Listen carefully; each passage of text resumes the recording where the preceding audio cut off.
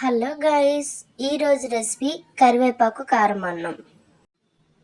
దీనికి కావాల్సిన పదార్థాలు: శనగపప్పు కొంచెం, ఎండుమిరపకాయలు, మినప్పప్పు, చింతపండు కొద్దిగా, జీడిపప్పు, శనగ పలుకులు, మిరియాలు, నువ్వులు, కరివేపాకు.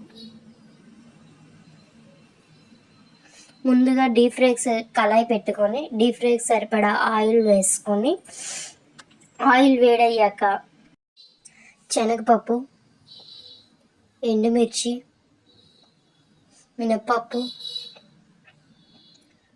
నువ్వులు, మిరియాలు, కరివేపాకు, చింతపండు, పిక్క తీసిన చింతపండు వేసుకోవాలి. అవి వేసుకున్న తర్వాత ఆయిల్లో వేసాం కదా, అలాగా అవి ఫ్రై అవుతూ ఉండాలి. అవి కలుపుతూ ఉండాలి. అలా అని మరీ రోస్ట్ అవ్వనివ్వకుండా ఉంచితే సిమ్లో ఉంచి కలపాలి. అలా కలుపుకొని అది వేగిన తర్వాత స్టవ్ ఆఫ్ చేసుకోవాలి.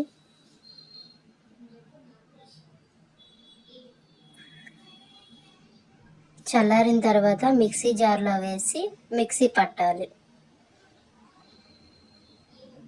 ఇప్పుడు మళ్ళీ కళాయి పెట్టుకొని ఆయిల్ వేసుకొని ఆవాలు, జీలకర్ర, మినప్పప్పు,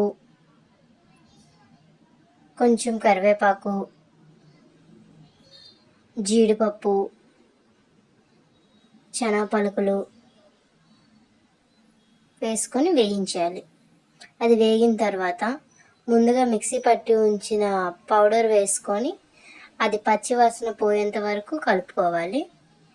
ఆ తర్వాత ముందుగా ఉడికించి పెట్టుకున్న అన్నం వేసి కలుపుకోవాలి. కొంచెం సాల్ట్ వేసుకొని అలా కలుపుతూ ఉండాలి. అంతే, ఎంతో రుచికరమైన కరివేపాకు పొడి అన్నం రెడీ.